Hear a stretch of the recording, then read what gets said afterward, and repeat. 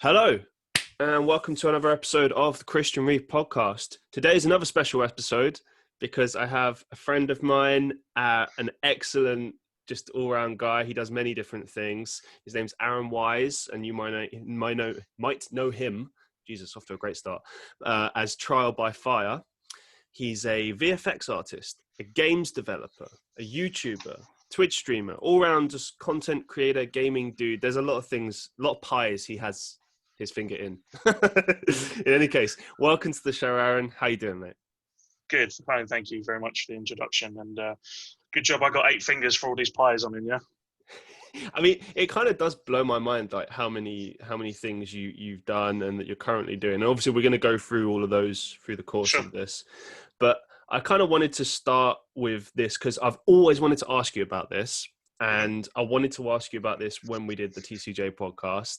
I don't know if I didn't really ever have a plan. I think me and Jacko kind of discussed the idea of doing a podcast about you one time, like actually, some sort of interview thing. Yeah. And then I just kind of at some point wanted to just do a general video with you. And then finally, after all this time, you're here. And again, for those who might not be familiar, myself, Trial by Fire, and Childish Jacko used to do a podcast together. And we had like a little bit of a good run. It was fun. And we had a lot of ideas during that time. And one of the things that I always kind of found fascinating about you is that you were or are, I don't know where the case may be with this, but a VFX artist.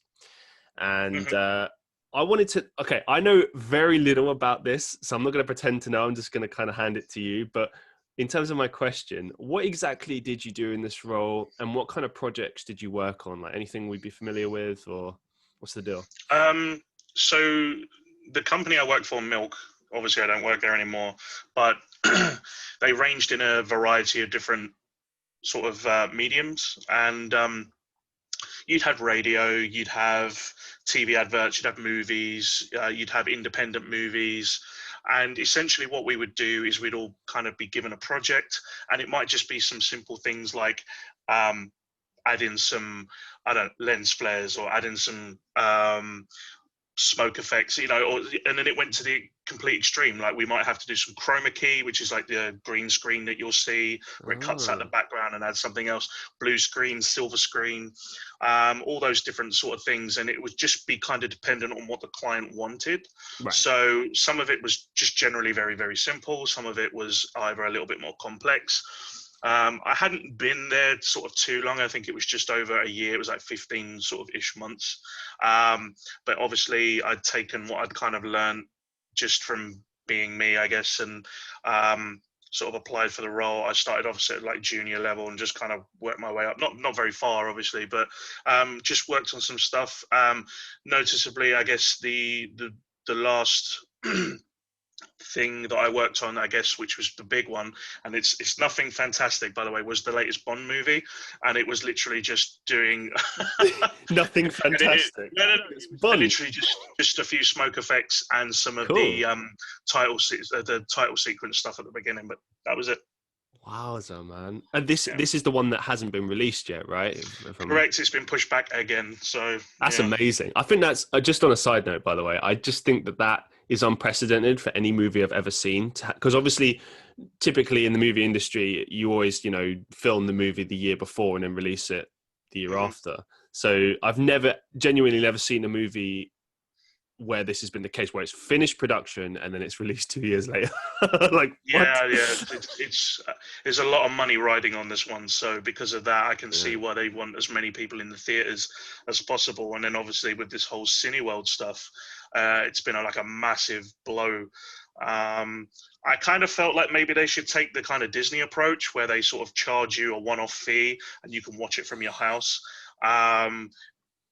The thing is, though, obviously it's a lot cheaper than going to the cinema. I think it's like £20, but you could like get your whole family in for that.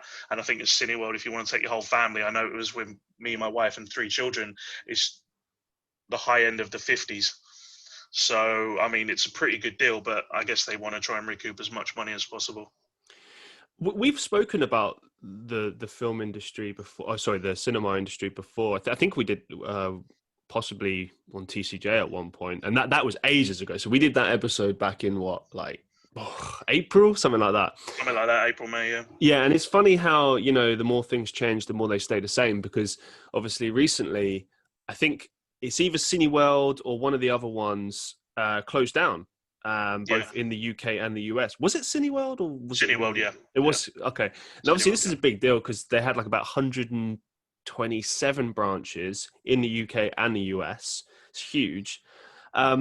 Do you think this is kind of, because we like I said, we briefly spoke about this before, about like, where the future is kind of headed for the cinema industry, but do you think it's like this is kind of like signaling the end, or do you think it's just this one particular company that can't hack it, but like the others will be all right, or what do you think? So I think Cineworld have kind of, like, if I remember correctly, what they've done is it's a good sort of 250-ish locations across UK and USA. No, but across both countries. But it's like 40,000 employees. And the reason they've done this is before they go into administration. They called it, what did they call it? Like winter hibernation. They don't really have many new releases over sort of Christmas period. You always find it's like that typical Christmas movie. There's never really any big sort of blockbusters. So I'm kind of hoping that not when this blows over, because obviously we don't know how long the pandemic's going to go on for, but I feel like they've done this in a way because I know that they're planning on coming back at some point. The only other thing I could suggest that maybe they do as a kind of business model, not that we need another one of these, but their whole, not really a gimmick, but their whole sort of idea behind why people would be really excited to do this, because I know I certainly would, was people like Cineworld should probably start their own streaming service where you pay a monthly subscription, but then you get access to those new movies that you would normally go and see in the cinema. Yeah, I think it's a solid idea. That could be something, because they try to open these theaters safely.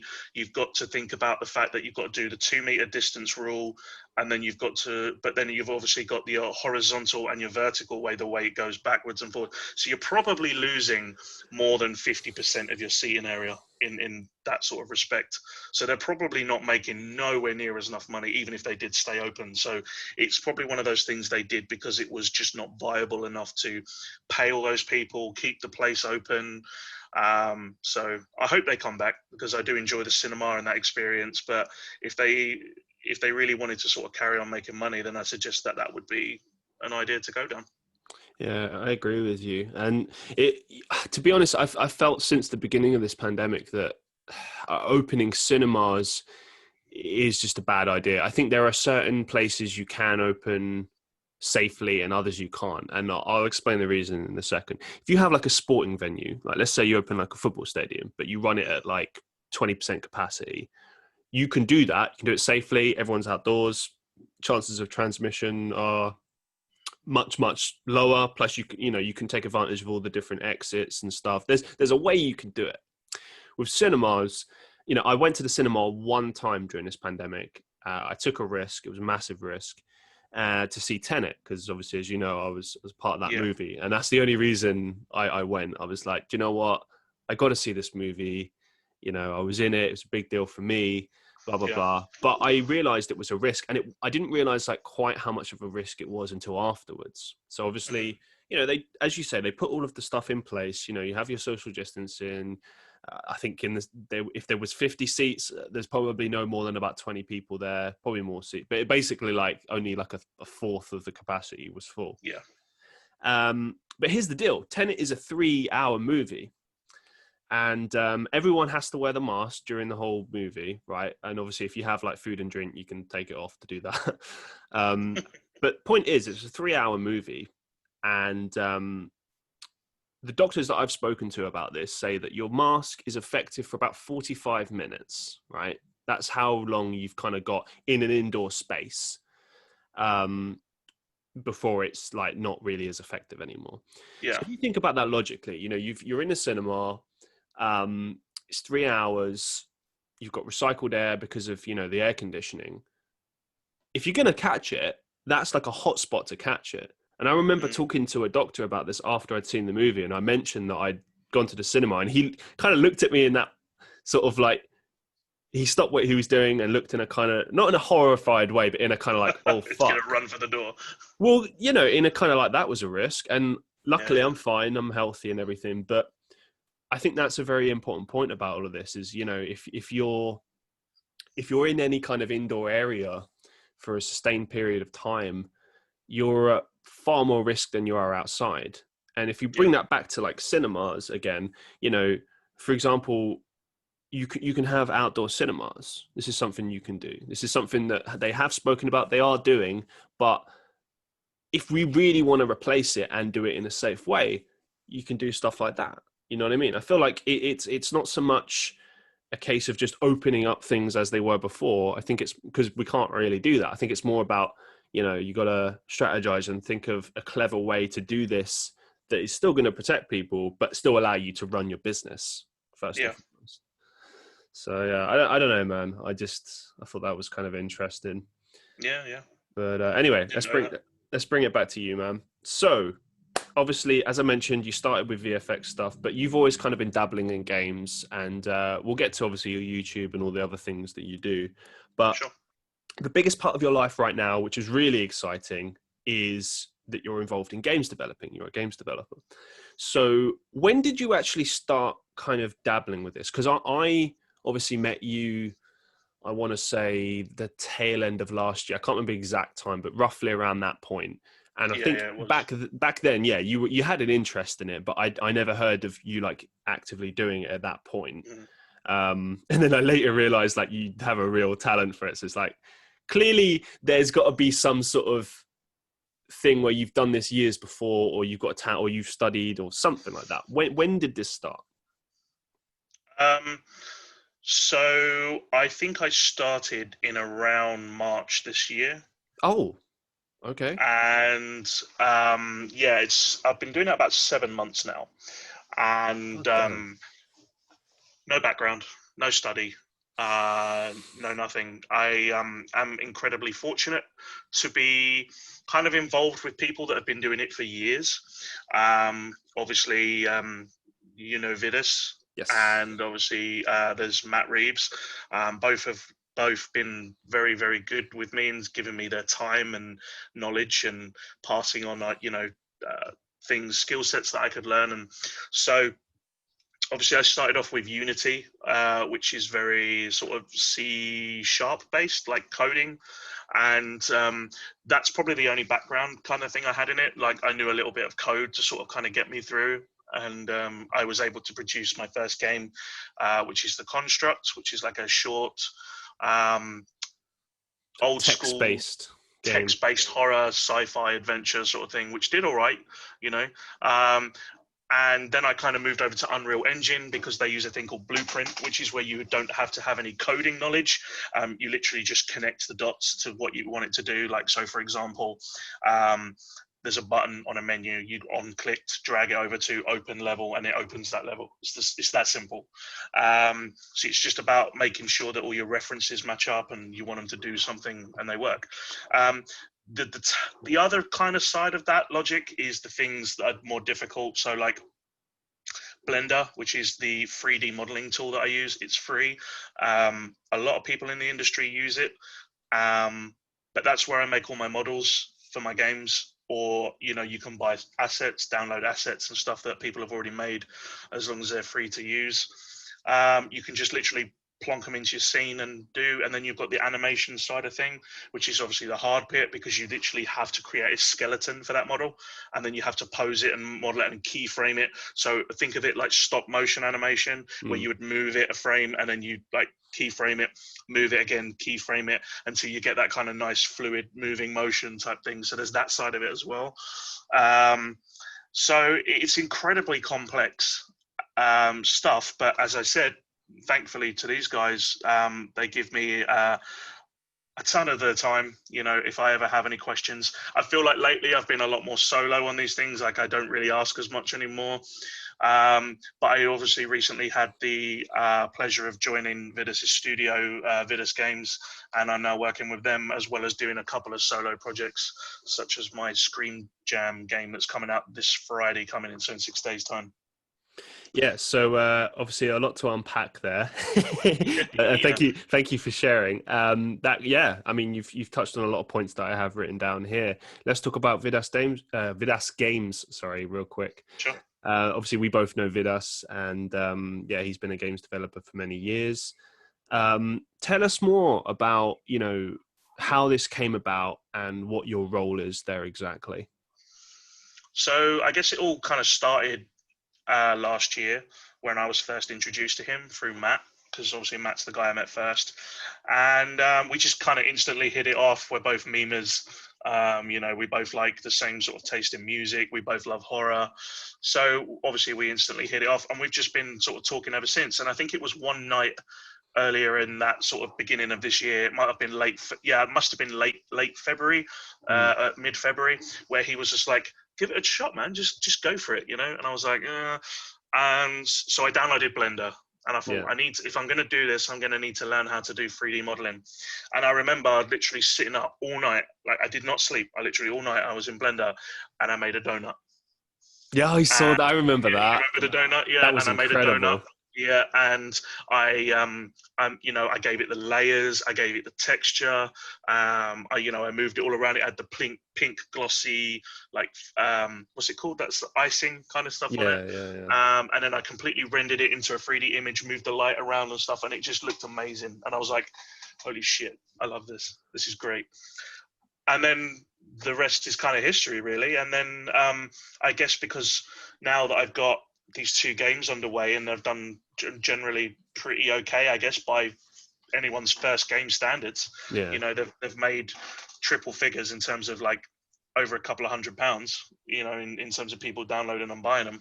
I just kind of got that level of confidence. I've done quite well. And he was just like, you want to join the team?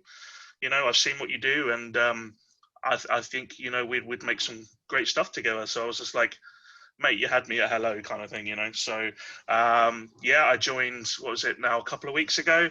And we're working on a few projects, obviously, which I cannot unfortunately talk about. Fine, but my general role there is modeler, animator, anything he needs doing, really. I'm even doing some audio stuff as well. But yeah, no, it's good. I'm glad to see what, to be part of the team. And I'm looking forward to seeing what we all come up with. Yeah, again, congratulations on this. I was really made up for you when I saw this announcement. I thought it made sense because obviously you guys were friends anyway, and not to kiss your ass too much, but you are fantastic at this games development and stuff. Like for anyone that isn't aware of like what Aaron does, make sure after this podcast that you go and check out his stuff because it's fantastic. And they're free. It blows my mind that you only started this in March because.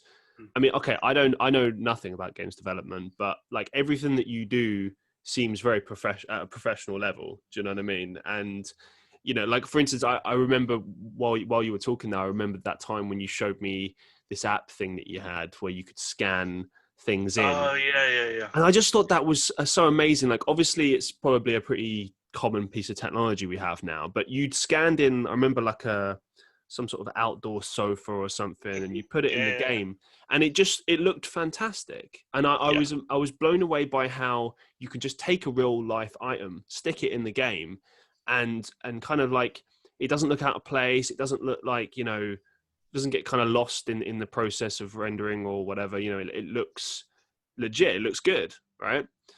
And yeah, I digress. I just thought that was really good. But obviously, bringing it back to Vidas. You've told me a lot about, because I'll be honest, the first time I heard of him, I looked at his website and everything. My impression was, this guy's like just starting out making games. I didn't really know much. And then you've kind of over the course of this year told me about like how well his games are doing, who's playing them. Like, for instance, if you go on Vidas's Twitter, he's got like a ton of followers now. And it's all because people are playing his games. There's a buzz being created about it. And, clearly, well, money's being made, things are going well. So when you join that team, I'm like, okay, this is beginnings of good stuff for Aaron. This is and like, I think it's awesome as well, that you're making your own games. Obviously, you mentioned that you made the Construct, which I played. So if you go on my main channel, there's a video of me playing that game. So excellent, like really, really simple game. as I mentioned to you in a private conversation, I felt that it was very much like a throwback to like those very old like text-based games in like the 80s, but also it kind of weirdly reminded me of those like fantasy book games, which it's exactly what I was going for. Yeah, it sounds sad or weird probably to anyone that didn't grow up in the 90s. Choose your own adventure kind of thing. It was genuinely, it was actually really fun. If you were a kid growing up in the 90s and you had one of those fantasy books, I mean, sometimes you could have a dice with it as well, but I felt that was a bit too over the top, I think. Yeah. But yeah, basically the point was, based on your decisions, it would take you to different parts of the book and the story would unfold accordingly. So it's basically like a very early form of like RPG in the sense that you have like kind of choice over the decisions and you can choose to be a good guy, a bad guy, whatever.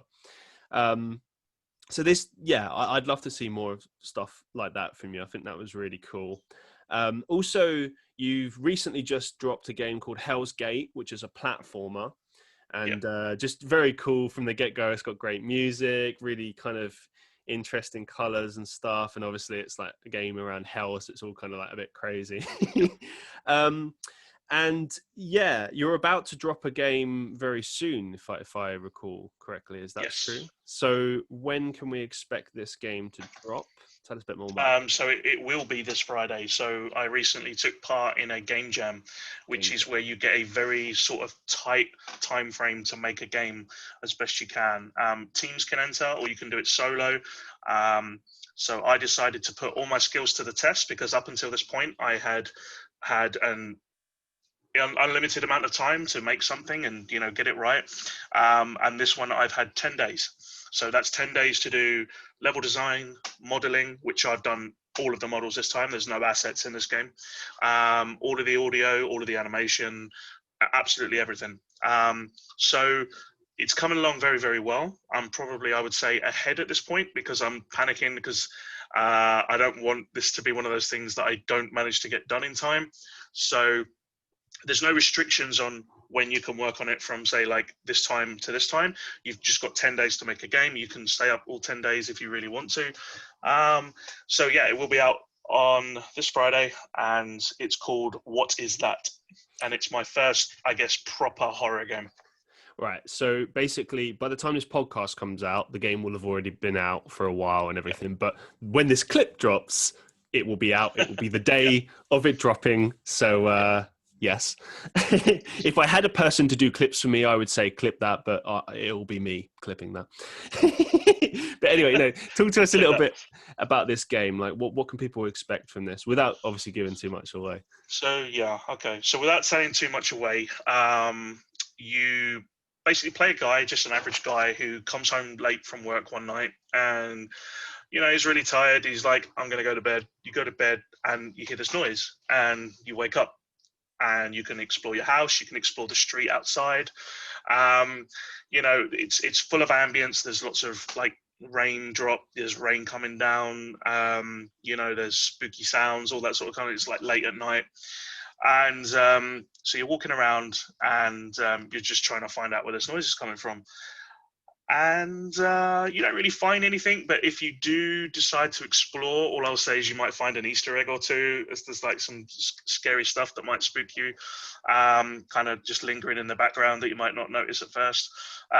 So you dismiss it, you go back to bed and you wake up, and basically throughout the course of one night, you are basically experiencing all of these like different, well, I say different, you're experiencing this thing that's coming after you basically, and it's basically killing off people that live in your neighborhood, and it gets to the point where you're next. And yeah, I'd say I don't want to give away the ending, but it's quite interesting sort of thing. I'd say definitely play it. It's probably going to be no longer than 10-15 minutes in length, but I think I'm onto something pretty good. Excellent. And so yeah, where can we find this game? Where will it be released? So it will be on my itch.io page. So that's itch.io. And then obviously, you know, it's /Aaron Wise. So you can obviously download all my games from there. They're all free. But yeah, it's very exciting sort of thing for me as well, because I think, you know, in terms of horror, this is kind of like the reason that I got started in it, because I wanted to make games that I wanted to play. You know, I love horror games. I always just kind of felt that there wasn't like, oh, this would be cool as a game. This would be cool as a game. Nobody's doing it. Sod it. I'm going to make it. Well, there you have it, guys. Go make sure you go and download that game. You didn't mention this, but I'll mention it for you. There is an option to obviously like donate and stuff, and I think Aaron is very, very talented. So you should definitely go and donate just a couple of dollars, pounds, whatever you can afford to put towards it, because you know Aaron puts a lot of effort into these games, and there's a real passion there. And you know, like I said, I've played the games myself. They're really good. They're fun. I forget that I'm playing a friend of mine's game. Do you know what I mean? I just kind of play the game and it's fun. And that's, you know, obviously the principal point of why you play a game in the first place. So go check it out. Moving forward, yeah, you seem to have quite a focus on the horror genre. Not a bad thing at all. But do you have plans to kind of make games for different genres, or are you going to just stick? Okay. All right. Yep. What you thinking? So one thing that you'll like, and if there's any people that are into games development out there, the one thing that you'll find very early on is that you just suddenly get this wave of ideas. Oh. And when I log into Unreal Engine now, I sit there and I look and I go, and there's like, I think 1, 2, 3, and this is my 4th. So I've got 4 projects kind of ongoing at the moment. One of which you know about, because obviously you are my leading man in it. But I'm also working on a cyberpunk shooter. Oh man, that's so cool. Which such a good idea as well right now to be releasing a game like that. But anyway, please go on. So I'm doing one of those, and I'm also doing a complete comedy game which does not take itself seriously, and it's called Bathroom Reviews. Yes, now, I remember this. The Bathroom Reviews game is based on a video that I saw on YouTube that I love this guy so much. He walks around in video games and he reviews their bathrooms in the video games. But his commentary is so like, it comes across so goddamn genuine. Yeah. You can't help but laugh about it. And he reviews all the bathrooms from like Hitman. I think Crisis is in there. He does VR bathrooms. Everything is in there. And so funnily enough though, recently I messaged him and I said, I'm making a video game based on your videos. And he was just like, and he actually replied, he was like, no way. He was like, yeah, so he's going to be playing it on his channel when it's done. Oh my God. Yeah. Wow, that's so incredible. Yeah. Be able to interact with urinals, taps, toilets, and there's going to be like bathrooms from various different games that I love, like Silent Hill and all that sort of. But anyway, you know, it's just one of those really fun games you can just pick up and just kind of play and have a great time with. So yeah. Also, again, on the side note, this is why it pays off to be bold sometimes and just try. I'm serious. You know, with this podcast, some of the people I've reached out to, I never thought they would get back to me. There was one guy I interviewed. You may have seen this. He's a professional wrestler who was on TLC's Cheapskates. Yeah. And you know, I just messaged him out of the blue. I already did a reaction video on him. I thought it was kind of audacious to ask if he'd want to be on my podcast when I've kind of. Well, I was pretty tame, you know. I mean, I think Cody Cohen and Noel Miller really tore him a new one, whereas I was just more kind of like fair and stuff. And I was, you know, but he agreed to be on it. And, you know, that I think that a lot of the time people forget that, you know, when you're reaching out to people, no matter how big they are, you know, they are still people. And, you know, they may say yes, you know. There's plenty of people I've reached out to that have said no, that have ignored me. But, you know, you just got to keep trying and eventually people will.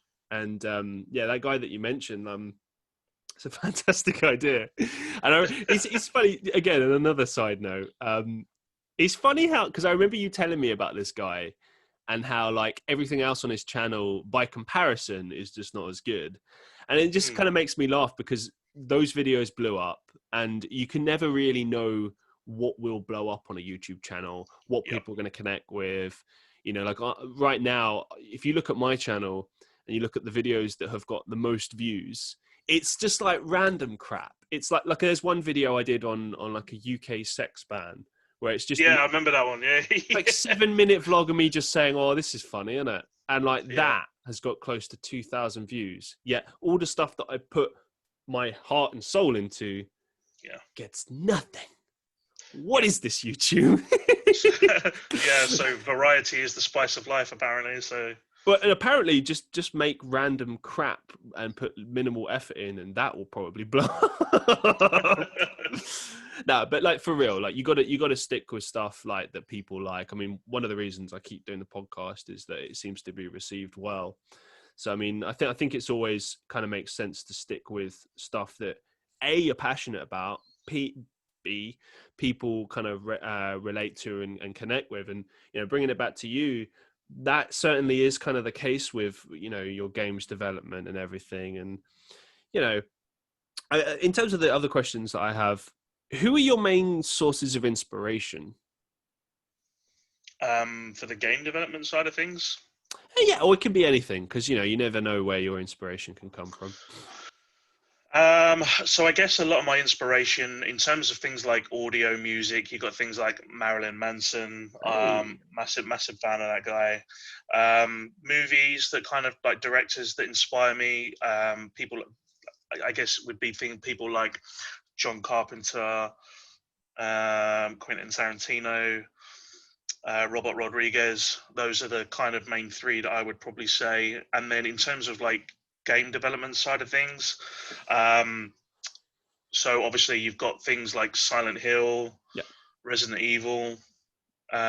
You've got things like Alone in the Dark. If you ever remember those games, I wish they'd bring them back. I am obviously, and I don't just mean this because they're my friends, but this is the reason I got involved with them in the first place. And, I was attracted to them. Matt Reeves is an amazing guy. He's working on some great stuff right now. Vidas and Abby, those two, with their sort of storytelling and Vidas's design, those two are like a recipe for great things. So I'm greatly admire and am inspired by those guys, and obviously they helped me get started as well. I like things like Dead Space. Those are really cool as well.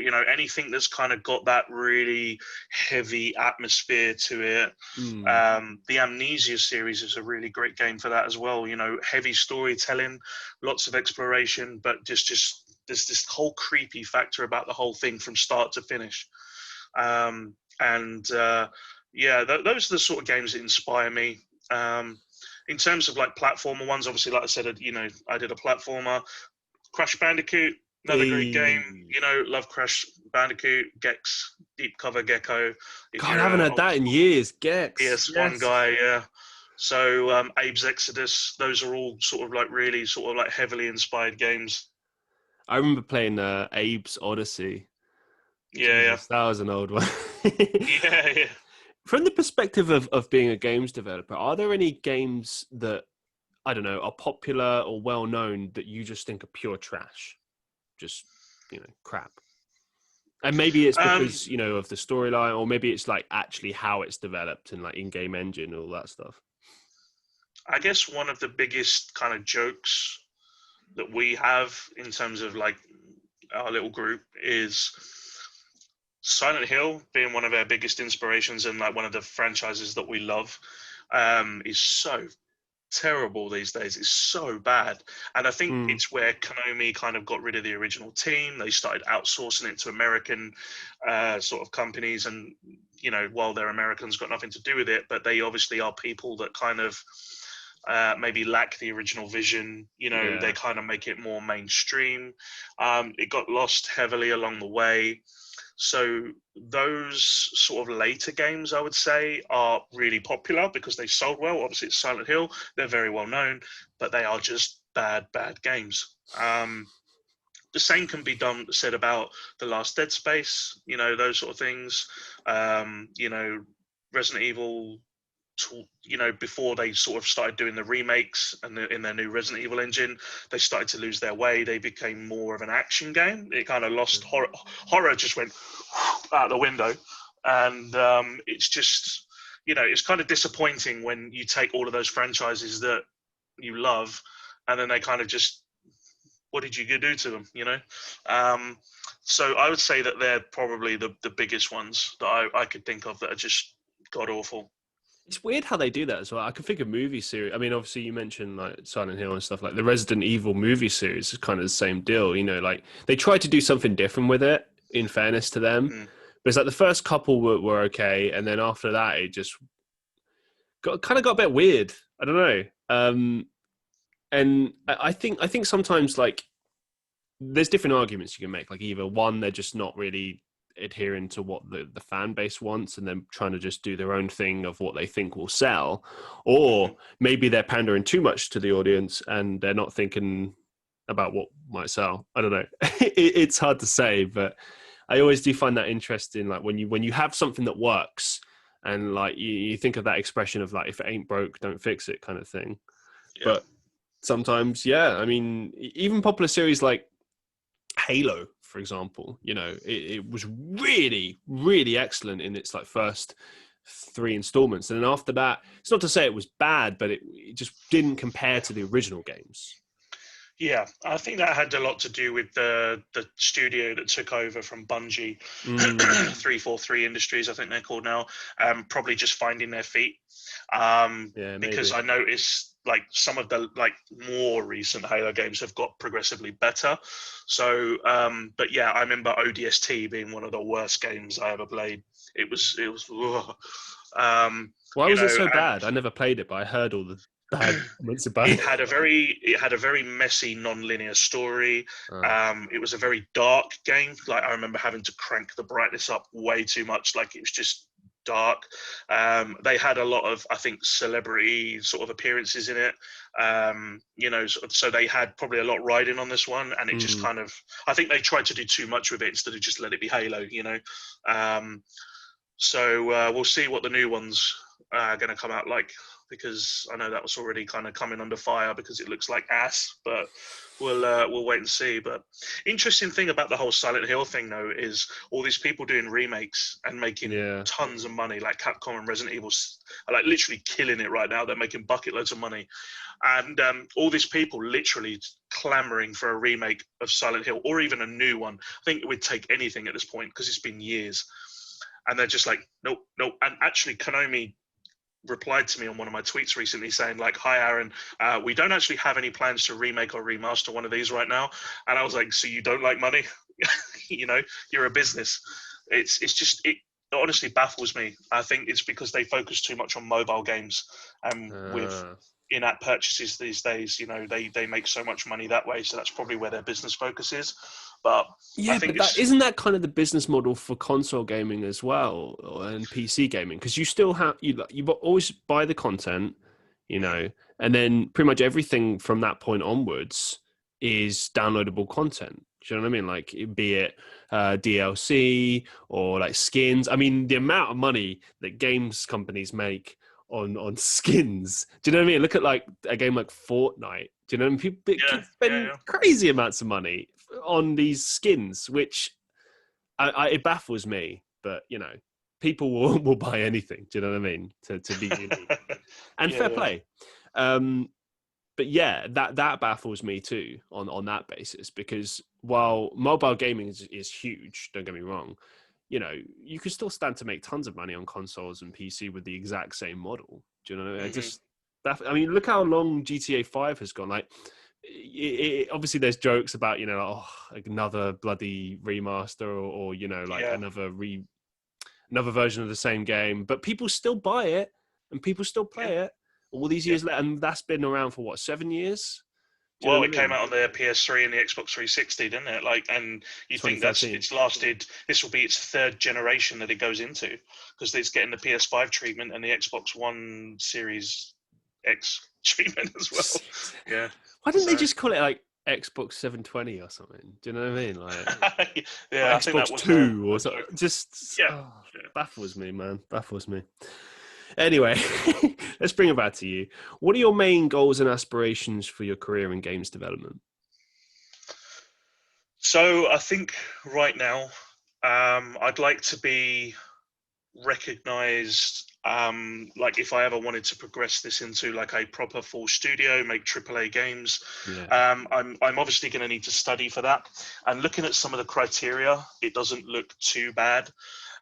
So there's a lot of courses out there that I could do, Open University, those sort of things. We're looking at about anywhere between 3 and 5 years. I feel like I could probably shave a little bit of that time off, given, you know, the fact I've already almost been doing it for a year, and I've obviously got the support there if I need it. But yeah, I'm kind of like the movie industry. I feel like it's also going to be one of those things. It's about more like who you know rather than what you know, because there's so many different aspects to it. You could come in at like most levels. You could just go in straight in at Q&A, or you could do R&D, you know, and then just work your way up. So in terms of aspirations, I think the next big step for me is to sort of kind of like get this kind of really nailed down, so I can, you know, give me a solid foundation. And then what I would like to do is then obviously, you know, give myself a proper accredited like a degree in it or something, so I can actually like then sort of apply for those sort of things. So that's the aspirations for it. This is something that I enjoy doing quite a lot, actually. I don't think I've ever gotten a kick out of anything so much than this. And yeah. Good for you, man. I'm happy to hear that. Thanks. This is a random one, completely left field, but I was interested in your thoughts on this. Where do you think the future of indie games is likely to be headed in the sort of next, let's say, 3 to 5 years? I think they're going to overtake major studios, generally, because they have a lot more freedom. They don't have the constraints, I'd say, as much as AAA studios in terms of budget. They don't answer to a board of directors. You know, they literally just had their small teams. They decide what they're going to do. They make what they want to love. In fact, I'm so confident about how indies are going to sort of rise up that, did you know Nintendo actually gave over the rights to make a Zelda game to an indie studio? Nintendo won't be holding it themselves. Wow. because they're so impressed with this like little team of like people, what they can do. So they're gonna, that's kind of what I'm trying to get at here, is that you shouldn't underestimate indie devs, because they can do everything that the normal studios can, but they just don't have 200, 300 people and millions of dollars in budget. You know, you might be working with 4 or 5 people, and you might only have a budget of 10,000, you know, but you can still come out with the same level of quality. There literally is no difference between this whole AAA and indie stuff. It's more to do with what time do you have, how skilled is the person that you've got in there. And that's pretty much it, really. Yeah, you make a solid point, man. I mean, when I think about these sort of games that obviously like people like YouTubers like PewDiePie, Markiplier, people like that have often stuck purely to indie games. And when you look at the level of those, even some of the games you've played on your channel as well, like I've always kind of been pretty taken back by the quality of, you know, things like the graphics, the in-game engine and stuff. Like, as you say, it is those constraints of people. If you have more people and a bigger budget, you can do more with it. Without, you're limited, but that's not to say that the game aren't still enjoyable. I mean, I've seen so many games that have such simple premises but look really entertaining. Like, I remember, just another tangent here, but that game that you played on your channel a long time ago, where there's like a guy in a prison and he's like throwing a ball around and eating cookies or something. Right. Really simple, but like really enjoyable because of, you know, the atmosphere created and do you know what I mean? Like, I feel like games making a good game is so much more about the thought that you put into the little details, rather than, oh, this stunning backdrop or this stunning games engine or this or that. Do you know what I mean? Like, you can have all that stuff and the game can still be trash. Like, it really comes down to like the thought that you put into it. Actually, like, is this enjoyable? What will people get from this? Can this be expanded upon? Is there room for a sequel or a franchise? Like, you know, whatever. But like, often the answers to those questions come from like the root of like, is the game just fun or not? Yeah. I think that's the problem with a lot of the bigger studios, is there is too much of a focus on graphics, where it shouldn't be. Like, graphics are great and stuff, but like, are we really that amazed by graphics anymore? Do you know what I mean? I think the last time I was amazed by graphics was the first time I saw Halo 3, which shows my age. But given that nothing at the time really came close, it was pretty like mind blowing. Whereas now it's kind of more of an expectation, really, isn't it? If you have a game that, like a major game that doesn't have those graphics, then it's like, oh, this is terrible. Whereas indie games get the pass because it's like, as you say, it's smaller teams, smaller budgets. You expect that, but yet the quality is still really high anyway. So yeah, it'd be interesting to see where it goes. But I was just curious for your thoughts, since you actually are in the world now. That's just your little... Now, yeah, let's keep moving it forward. Completely different question here. I asked Jacko this question as well. Cool. But do you think you'll consider getting back into podcasting in the future, perhaps for like a gaming podcast or games development podcast? Because I remember when we kind of broke down the podcast and, you know, everyone did their own thing, you were very like straight with it. You were like, I want to do other things. I'm not enjoying this anymore. And I was like, fair enough. And then obviously you started doing games development, and I saw you smashing it so much at that. I was like, I get it. Yeah, this is totally what you should be doing. But with that being said, and I said this to Jacko as well, I think that we all, you know, came together quite nicely. It was good chemistry. It worked really well. And from that side of things, we barely had to put any effort in. Yeah. You know, like you were good at doing a podcast, being on a podcast. So I was curious that, like, if you would actually consider doing something in that field, in games development, because I think it would be interesting. For example, you know, if like you, Matt, and Vidas did a thing together, or whoever, I don't know, that would be interesting to see. So I'm just curious whether you have interest in that or not. So I think for me, it would probably definitely be something I would consider doing. And I also would, you know, I wanted to kind of, I've been thinking about it, I guess, is the short answer. Because I also want to kind of do a bit more streaming as well, because I used to do that quite a bit. Yeah. You know, I still get new people join my Twitch channel, even though I haven't like done a stream in like 2.5 months, you know, sort of thing. And it's just one of those things where I think there's a lot that I could probably do and show and get people to understand. And like, so for example, I could do things like a podcast, but it's more in the format of like a development log. Like, what am I doing? How did I do this? You know, what is the end result?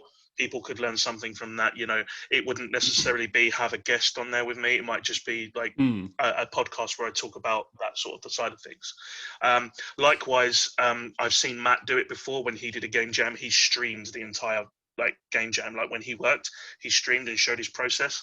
So that would be something as well that I'd be looking at sort of getting into as well. But I think, you know, if the whole thing works out well with Vidas Games, it would probably be a good idea, because I think it's you know, he's got such a huge fan base that it almost seems to me like it would be a very good idea. That I know he's not much of a talker, but I guess he wouldn't have to do much of the talking if he didn't want to.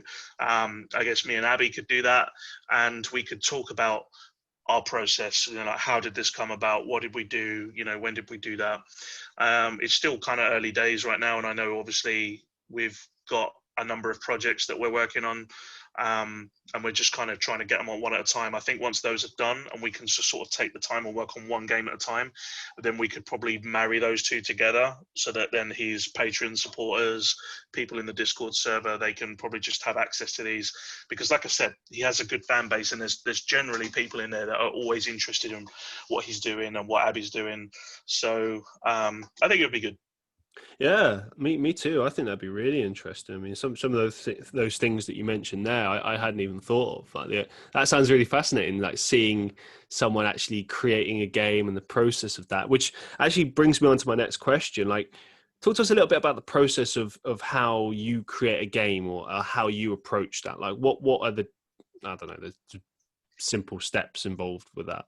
Obviously, you said that it's not a simple process, but I'm just curious of the general approach. Yeah. So as much as like, okay, so in terms of structure, it will, you know, like anything, it starts with an idea, and then you sort of like think about it, you jot it down. I have like a book that sits on my desk, and I kind of sketch ideas and I write down ideas. And then if I feel like it's worth doing something, then I'll kind of run with it, and I'll do like what I call like a small concept, nothing fantastic, something that's just like really slapdash put together, get the mechanics in place. Does it work? If yes, move on to next stage. So in terms of that sort of process, it's very linear like that.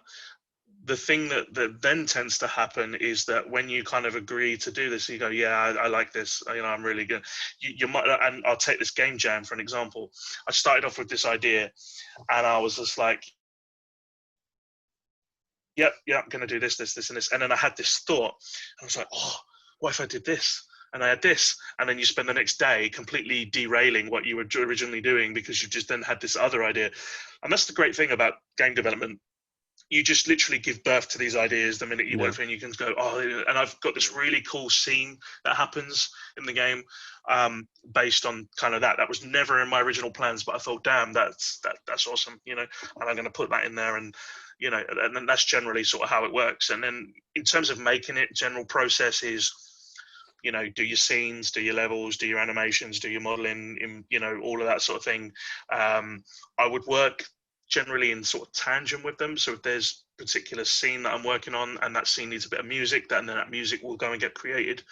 You don't kind of leave it, that sort of side of things. You just kind of want to get all of that done perfectly, and then you kind of move on to the other things. Things can go wrong as well, like things like my most recent thing was last night I packaged the game, which means basically like it's ready, here you go, and so you can play it, just to make sure everything ran properly. And for some reason it was working in the editor, so when I pushed play and was testing the game inside the engine, it worked fine, everything was perfect. But then when a person was going to play it, you'd click start game, and then the menu would just reload, and you'd be like, okay, start game, and then the menu would reload. And no matter how many times you clicked it, the menu would just keep reloading. And I was like, what in the world? So anyway, I was working on this all day, and then that happened. And then and then about 11 p.m. last night, I gave up. I was like, ugh. And then I got up at 5 o'clock this morning, and I spent about 20 minutes on it. I went, oh, that's the issue. And I fixed it.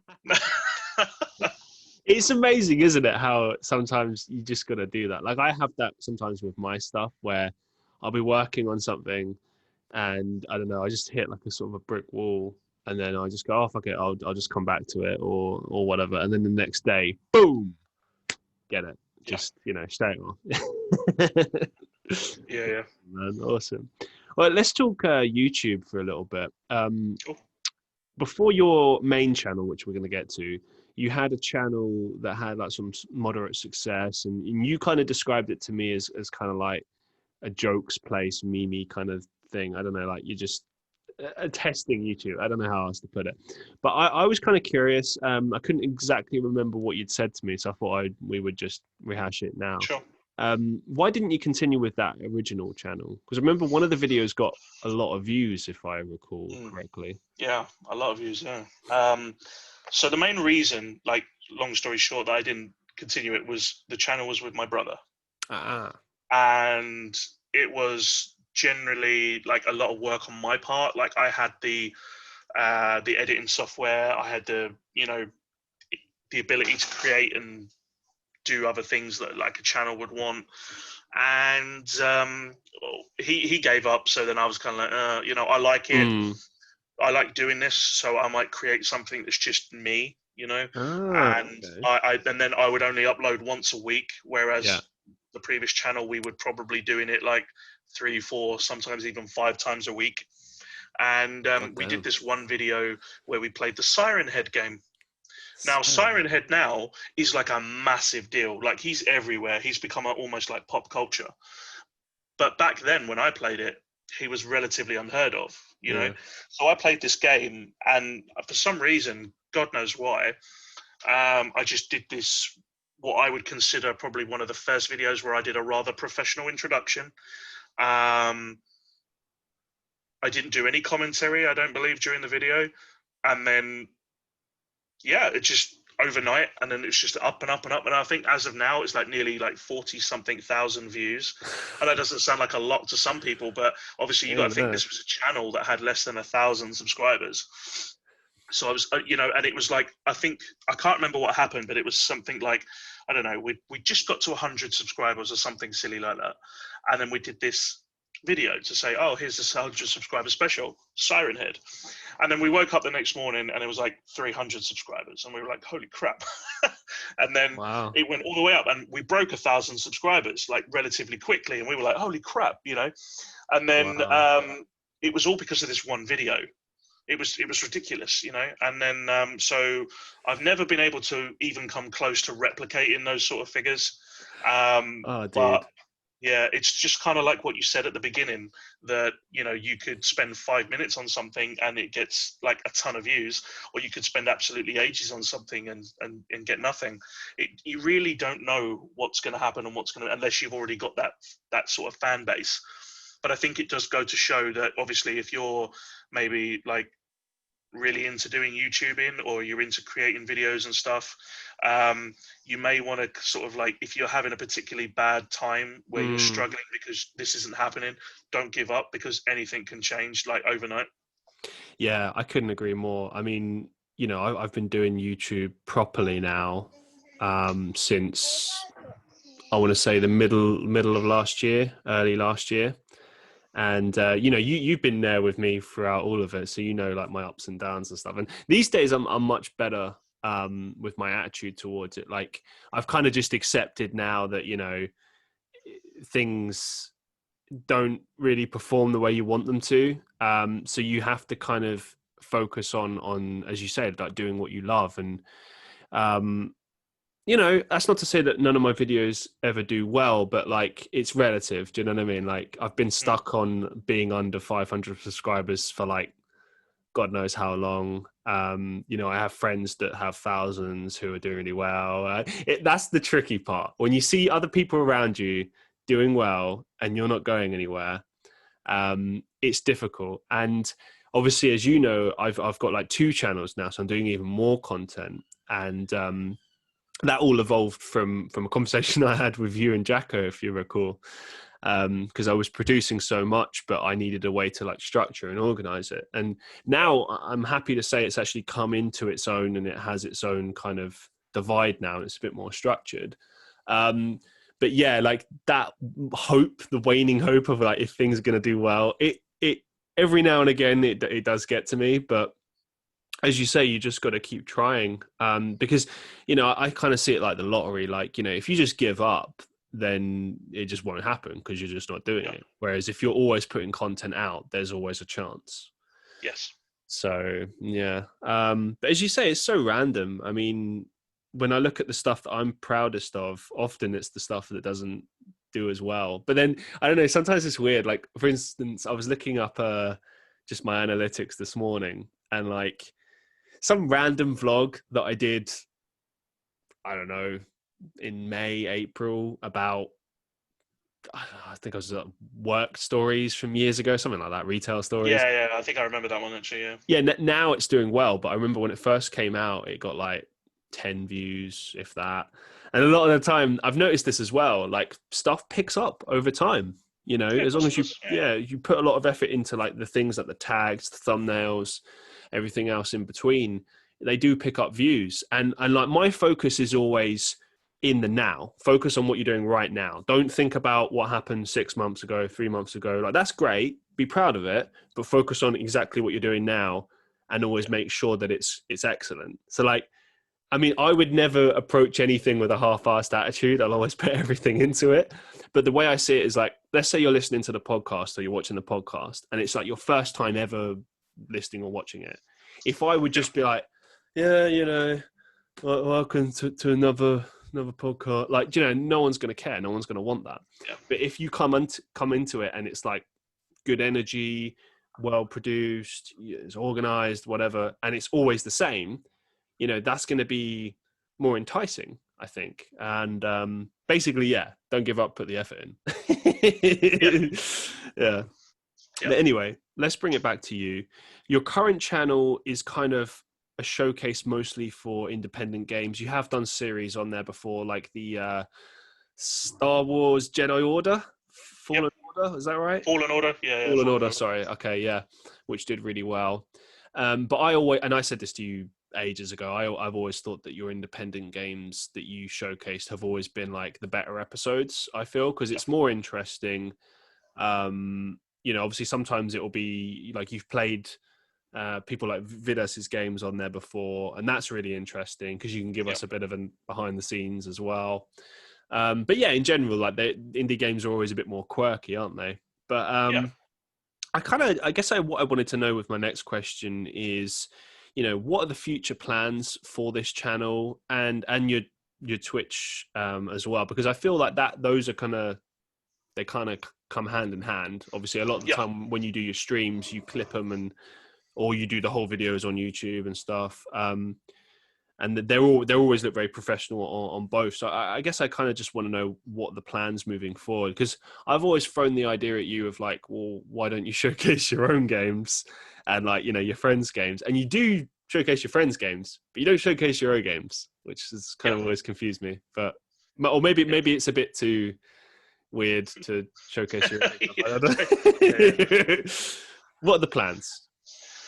So Twitch is definitely going to be for hanging out, chilling out, streaming games, having fun, and doing what I mentioned earlier, showcasing my, I guess, like if I'm working on a game, like, hey guys, come watch me, hang out and ask me questions, whatever you want to do. 100%, I'm going to be doing more Twitch, that sort of thing. In terms of Trial by Fire, I need to have a YouTube channel regardless, because part of where we upload trailers and stuff like for our games and stuff, you need a YouTube channel. So I think the YouTube side of things, more of itself, are going to probably be more centered around my music and trailers for games and stuff. I may do the occasional video, and obviously if I do decide to do any of those devlog sort of things, you'll probably be able to find them there, I would assume. I don't envision me doing more sort of games, like gameplay games sort of thing, like, that sort of commentary where I do the games. The last few videos that I kind of put out have been videos that I've been sitting on for a while, and I decided to just go, you know what, here's a gameplay video of some really interesting game. I'm not going to talk during this one, and then just let people enjoy the game, and that sort of like give it a bit more immersion. So but I think, for now, the YouTube side of things is probably going to change. I have obviously started the process of changing some of the banners and stuff like that on there, so that, it's a bit more reflective, of that. Like, there's no more of like, weekly gameplay videos and stuff like that, because it's just not kind of happening at the moment. So fair enough. Twitch is where it's at. This is why I never promise anything with mine. I mean, I don't know if it's the same for you with the creative process, but I always kind of go by, if the ideas come, you get videos. Like, one of the reasons I post so much on both channels is just because, well, A, I have time, and B, because the ideas come. But I have like a bank of ideas just sitting that I haven't done yet. I guess keeping for a rainy day, like I will eventually do them, but I kind of see it like with the creative process, everyone's different. Everyone works in a different way.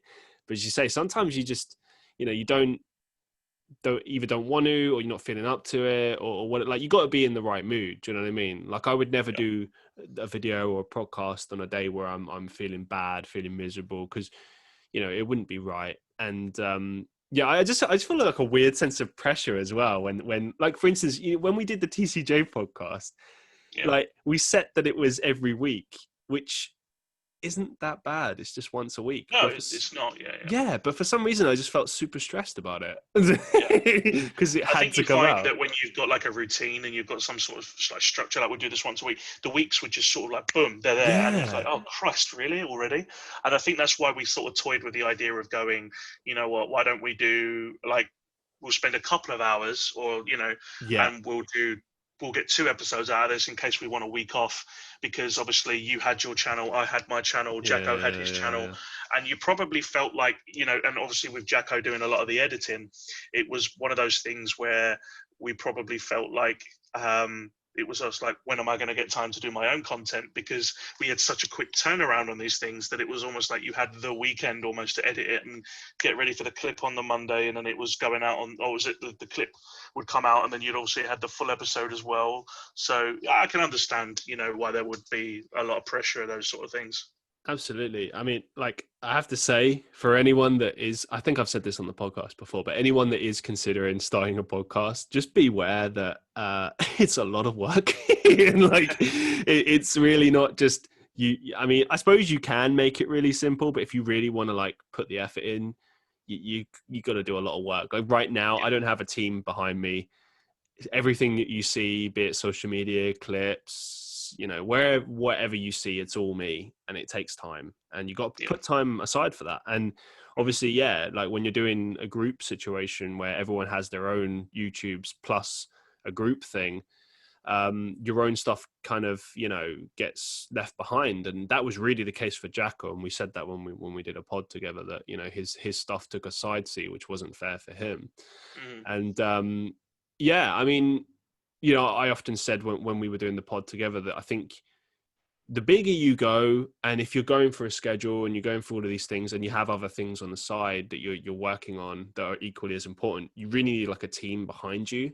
Like I've often thought with my podcast, I could save a lot of time and everything if I had a team, but that's like more of a future consideration. I think that like in the beginning, like when you're starting out, you really have to do like everything yourself and put the work in and like work your way to the top kind of thing, like work your way to the, I mean, like when you look at like groups like the Sidemen, for instance, you'll notice that they have like, you know, their own camera teams and everything. And, but they didn't start out that way. When they first started, it was just them doing everything. And that's the reality. And I think a lot of people don't realize that when they're first getting into YouTube or podcasting or whatever, like they, you know, they see the amount of work that actually is involved, and then their heart's not in it and they don't stick with it. You know, I remember when I first started my podcast, once I realized like, okay, we have a rhythm now. This is what's involved. Am I going to keep doing this? And I'm like, do you know what? I love interviewing people. I love getting to know people. I love talking in this manner, you know. So yeah, I will keep doing it. But I think that's the important thing, is you got to be willing to put the work in at all times. Yes. So I suppose you've got to be really passionate about it, which is, again, bringing it back to you, why I'm so proud of you for doing what you've done with games development. Because I think it's really good to be like passionate about what you do and fully invested in it. And that's reflective in your work, I think. Also, just this is a completely different left field question. Sure. When I was writing this, I found this funny. So you're a family man, but I was going to write Family Guy for some reason. I was like, hey, he's a family guy. It came into my head when you said it. Yeah. No, obviously I don't want to go into too personal, but I do think that this is amazing. It did blow me and Jacko away when we first found out about this. So you're married with kids, you know, full-time work and everything. Obviously your life has changed a lot over this past year. Now you're doing games development full-time. Yep. But it blows my mind that you're able to manage all of this stuff. How on earth do you find the time to do all of this? Like, just how? What's the secret? I guess there's no real secret. I mean, I was very fortunate enough in my early life to have a very good job. When I met my wife, you know, we'd saved and saved. We bought a house. Oh, congrats. You know, we saved money, and it was just one of those things where we were like, oh, you know, she knows me. I want to do something with my life. You know, I want to make stuff that people are going to be like, not necessarily remembered for, but, you know, it's just one of those things. It's where I kind of made the decision to go, I'm going to quit my job. I'm going to study something. I want to learn something new, something meaningful. So at the moment, obviously, I'm just putting my heart and soul into this, and I'm living off savings that we've saved up for a few years. Obviously, we had the house anyway. So I guess it's just one of those things where, like I said, I'm in a fortunate position that I'm now a stay-at-home dad, but I also get to kind of work from home, if that makes sense. You know, some people might not call it work, but you know, it's part of, you know, building myself up and, you know, doing those sort of things. So I do pretty much the school runs now. You know, I watch my youngest daughter Ava, who's 2, during the day. When she has a nap, you know, I'll do some work. I'll do work in the evenings. I'll get up at 5 a.m. I'll do some work in the morning before everyone else gets up. My wife works part-time, you know, so she brings in a little bit of money that helps, you know, with you know, taking the burden off of savings and stuff. But it's all, you know what I mean? It's good because she comes home now. She doesn't have to do anything. It's already done when she gets home. So it just works, I guess. And obviously with the pandemic sort of thing, I don't have any want or need to go out anywhere. I'm safe in my house. Hey, Yeah. fair play, mate. Well done. Yeah. Well done. Yeah, let's move it forward. What are the biggest challenges involved with games development? I'd say the biggest sort of challenge in games development is going to be the person that's actually making them. I'd say that 9 times out of 10, whenever I've started making a game, the biggest challenge is is me, and I'm not sure if it's going to be the same sort of thing for everyone, but it kind of goes back to what I was saying earlier, like you'll start making something after you've sort of cemented plans and you go, I don't like that, or something doesn't work the way you want it to, and then you have to sort of like shelf it or just completely restart from scratch. I've had to restart projects from scratch a couple of times. Well, a couple of times, a few times now, until you kind of get it right on perfect, and that can be very frustrating. Yeah. I wouldn't say time is any sort of challenge, because obviously when you kind of work, like I said earlier, you've got really no sort of time constraints. I think a lot of the time when you kind of get into game development, you have some sort of passion or interest in games in general. I mean, if you didn't, then it's kind of weird, right? But there's probably a lot of things that you've experienced when playing games that you think, oh, how cool would that be to do? And then you can't quite get it right, or you want to do something. Yeah. And the way that sort of AAA is moving, that's different to indie studios, is they do a lot of motion capture and stuff like that, so they can get these really realistic looking animations, characters interact with everyone, they've got that whole 3D scanning thing, and it's very, very expensive. So those sort of big extravagant set pieces are very sort of hard to kind of do in indie games, or they require a lot of time. You might spend months working on just like one scene of your game, and and then it doesn't even look even remotely close to what you were trying to do. So it can be quite frustrating in that sort of thing. Like you have these big, grand, ambitious ideas, and they just don't pan out, and you can kind of get a lot, really demotivated by that. But you just got to keep going, keep learning, keep doing these things. There's some really talented indie devs out there that are like just complete solo people that are making some really, really extravagant stuff that you would look at and you'd go, that's a PS5 game, or that's this game, or this is this come from a really talented studio. And it's like, nope, it's one guy. And yeah, it's really cool. Thanks for sharing, man.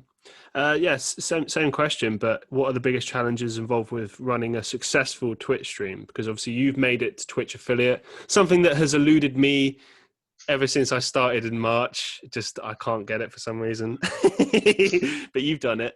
But more importantly, it's not just about the numbers. It's more about, the content you put forward and the community and everything. So what would you say are the biggest challenges involved with making it successful? Yeah. So I'd say the biggest challenge with making it successful, and I remember talking to a couple of people about this, is you may sort of start off thinking you can just stream whatever the hell you want to stream and people are going to swing by, right? There's a website that I used called Twitch Strike, and it basically tells you what the top 5% are playing. Oh. And generally, everyone at the moment is playing Among Us. Yes. Because, you know what I mean? It's like, this game came out in 2018, why all of a sudden is it interesting now, I played it back in the day. Yeah, I played it back in the day, and it's like one of those things. So anyway. Has it changed at all in those? No. It's the same. Honestly, the guy still gives it away for free on iOS and Android. Wow. So like, I bet he's kicking himself now. Yeah. But it's just that thing that, as much as it pains me to say it, you have very little creative freedom, I feel like, on Twitch, if that's what your goal is. Yeah. At the beginning. You want to look at these sort of obscure games that maybe not really anybody's playing, and you start with those because they're the ones that don't really have an audience. So when people go and they go, oh, what's this? And then they watch. If someone's playing Among Us and you're streaming Among Us, you are probably not going to get very far at all, because they've got people like Jacksepticeye, PewDiePie, Markiplier, all the big boys are playing it. John Wolf, those sort of people are playing it. So trust me, don't even bother, right?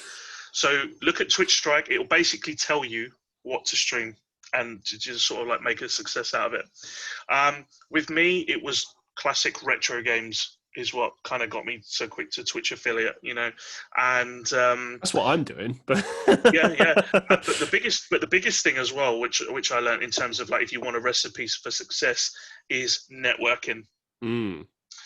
Join a bunch of people, join some servers, people that love to stream, hang out with them, get to know them. If they've got a really good community, and you get from, in with them, they'll come and they'll watch you and stuff. I remember, one of my more successful streams, what was it? I got like, I don't know how many views it was at this, like live people chatting to me. I just couldn't keep up, but it was somewhere. It was like nearly 50 something people, Oh, wow. that was watching, sort of thing, and that pushed my average through the roof, and got me there. I'd say my average was already good, and I would have made affiliate without it. But it was one of those things that kind of like really pushed it over, because the next step to Twitch partner is like you have to have an average of 75 views. So it's like really, really hard. And that's when you get like the big money checks from Twitch themselves, instead of just the donations from affiliate. But if it's something you're interested in, definitely community building is one of the biggest things I would suggest you do. Twitch is definitely becoming one of those platforms where there's just so much going for it right now. Yeah. And there's a lot of different ways that you can interact with people, that you like. And definitely go for that sort of stuff. Absolutely. I mean, you're right about that as well. I've had like a few instances. I had one recently where, because I do a lot of like classic retro Pokemon stuff and like retro just in general. That's kind of my thing. And I was just doing a Let's Play series, which I'm still doing. And one day just randomly got raided and got like up to about 30 people. It pushed my average up, but then I had to work because I hadn't streamed in so long. On the hours and the days and stuff. So I'm trying to stream as much as I can now and being consistent. And because raids are great for that sort of thing. Yeah, like I felt like I couldn't really claim to be a streamer anymore because I took a close to 2-month break. But when I came back, I wanted to, like, I had a vision, and now I'm doing it regularly and enjoying it. But I will say that it is very tough when you're starting out. Like I think I've done somewhere in the region of like 150 streams since March or so. I think about 100 of which, give or take, maybe a bit less, are actually documented on YouTube. But basically the point being that many of the majority of them are like one viewer or nothing. But everyone that I've spoken to, all the top streamers seem to say the same thing, that that's how you start, and you just have to roll with it and keep trying and never give up.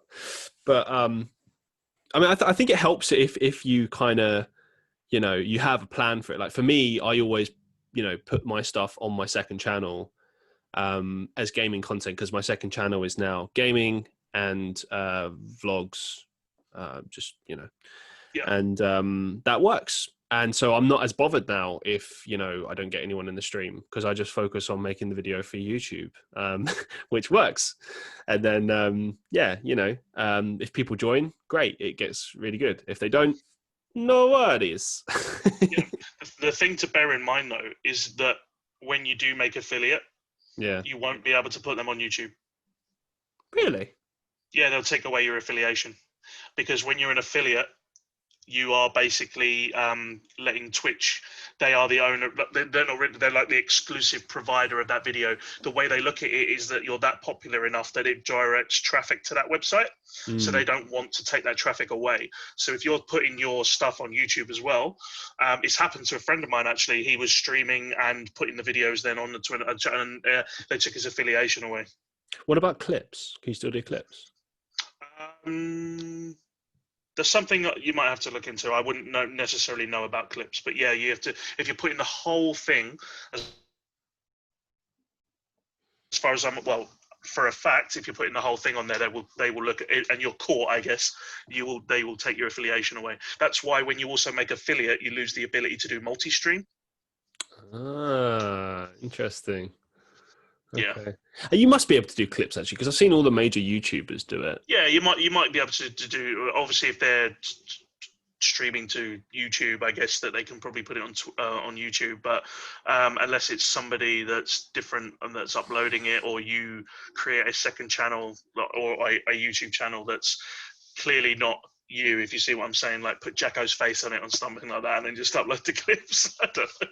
Well, I would think that they would be okay with it, because it's like driving traffic to the stream. So it's like, you watch the clips, then you go to watch the full streams on Twitch. And to be fair, you could probably put like the little thing in here, like watch this full episode here. That I would assume that clips are fine, but the whole thing, is a definite no. I know that much.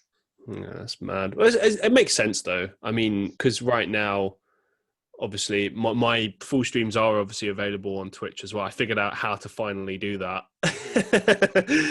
but they're only available for like 14 days, which is why I make them available on YouTube. But obviously, if I make affiliate, then that's fine. I'll just do clips on YouTube, which clips do better anyway. I mean, I think the Twitch streams, it's more of a kind of like convenience factor for my.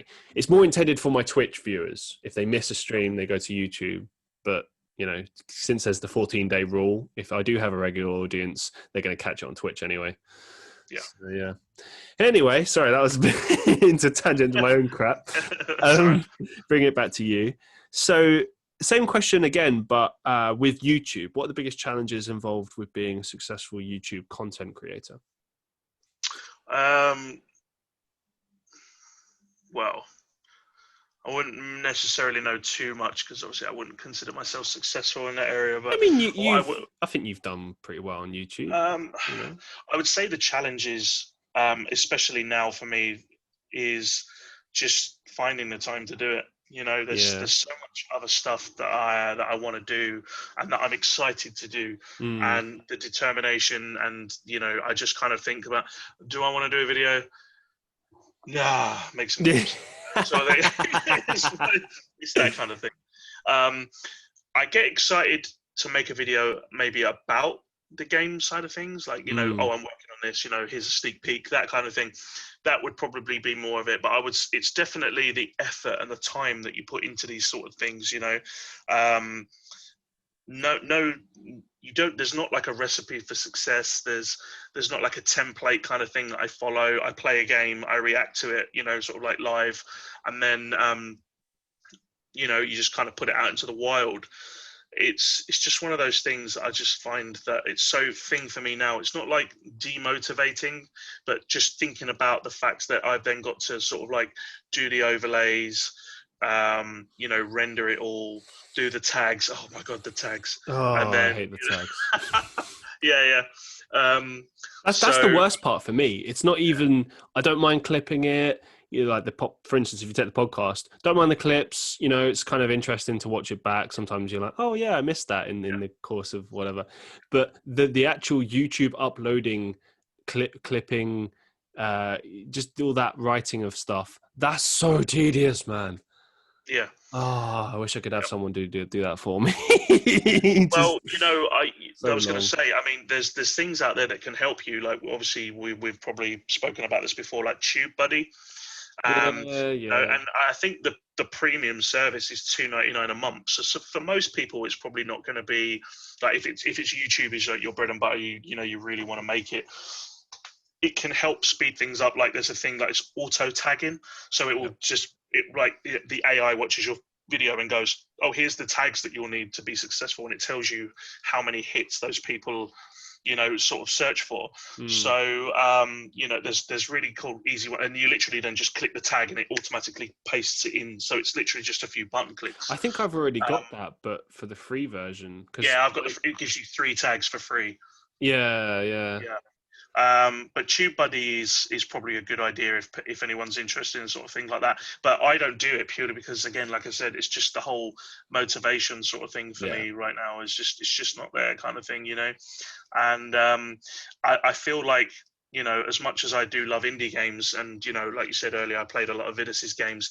Now that I'm kind of working on those games with him, there's really no point in me playing them, because what would I react to? I'd be like, oh, this bit's coming up, and it's yeah, that's again one of the reasons why I asked you before about where your YouTube is headed, because I felt like once you started doing the games development, your YouTube's going to shift then. I mean, because it needs to change. As you said, like time is everything. Like I found now with what I do, that there is certain amount of time for certain things. And yeah, I could do way more if I wanted to, but I think that, there is such a thing as like overkill, and, you got to pay attention to that. And now, for instance, with my main channel and second channel, just to give a quick example, like it's like podcast is the week by week stuff. And then, extras, sometimes in the week, but mostly on weekends. So there's like a natural kind of, do you know what I mean? And like, for instance, on my main channel, I don't think I've got an upload for the next like 3 or 4 days.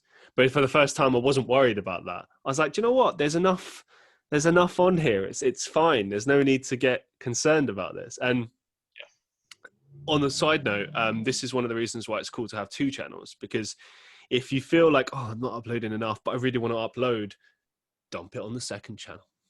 Just dump it on the second channel. Have treat your second channel as like treat it seriously, but treat it as like a kind of, like I just put it where the fuck I want here. The main channel is like premium content. I don't know. That's the way I kind of see it. But it's funny actually. I remarked in one of my videos recently that I even bothered to do like a thumbnail for one of my second channel videos, and I never normally bother. But it's like, I don't know. I think the time factor is way more important than people realize, and I've often thought about how everyone does a lot when they first start out, but as they get more and more successful, they have less and less time, and like commitments take up certain things, and so your time is always being compromised just by life. So you've got to, with YouTube, you've got to always be adapting, evolving and stuff. But with that being said, I suppose it depends, because I see people like PewDiePie. I mean, fuck, he uploads more than I do. I mean, I know he's probably got a team doing it for him, but like, even so, like, maybe they're doing the clips and stuff for him, but he's still streaming like every day, doing multiple things. And it baffles my mind, because a lot of the time, I'm uploading on 2 channels, sometimes twice a day or more, which is just how it happens sometimes. But it's like, I don't know. I suppose it depends on the work ethic of the person, really, and what they're doing. And yeah, it really depends. Everyone's so different. But yeah, thanks very much for sharing that, man. I do appreciate it. Drawing everything to a close for today, as a final question, do you have, other than the projects you've already discussed, any other upcoming projects, or maybe some final thoughts that you'd like to share with us? I'd say the only sort of upcoming projects that I would have that's not game God, my throat. Game development sort of derived is I've probably got a second album coming out that will be going on SoundCloud. And that will be like a mixture of all the different sort of music I've been making over the last few months for like games and stuff. And so, yeah, a lot of unheard of stuff that will be going on there. So, yeah. Excellent. Yeah, because your first album was kind of like I don't know how to describe it, kind of like 80s kind of trance. Retro wave. Yeah, I love that kind of music. And I loved it straight away. I was like, this is excellent. But yeah, then you didn't do anything for ages, and I was like, well, it's just time. But yeah, that's good. That's good to hear, man. I can't wait to hear. And it makes sense as well for what you're doing, like having your gaming music. As I imagine you'll do more and more of those as time sort of progresses. And obviously, if certain games take off, then people are going to want to hear and have the soundtracks, because often the soundtrack kind of is the game, or you know what I mean. Like for instance, your most recent game, Hell's Gate, right off the bat has some like really excellent like heavy metal music, and it's like immediately sets the tone for it. Yeah, music's important. Thanks, man. Well, listen, thank you very much for agreeing to be on the podcast. I'm glad to finally have you, because I've been trying to get you and Jack on here for so long. I've been trying to do this video with you I think since we met, to be honest. Once I found out you did all this cool stuff, I was like, I got to do something with this guy. So it's finally good to kind of explore everything in detail, and obviously just to talk to you again in general. It's nice to see you and see that you're doing well. Yeah, you too. So yeah, thank you very much for being on the podcast, and to everyone watching or listening to the Christian Reeve podcast. I do hope you're enjoying it so far. As always, I say, if you'd like to appear on the podcast as a guest, or if you'd like to suggest some sort of topic that you'd like to hear, let me know. We're on Twitter. We're not just on my personal accounts, but we now have official Twitter accounts, Instagram accounts, everything. A Discord, we have a Discord now. So yeah, let me know if you're interested in that. If you've got ideas, let me know. Just throw it my way. I'm all ears. I would love to know. And yeah, thank you very much for listening. And until next time, peace out, one love. I'll see you in the next one.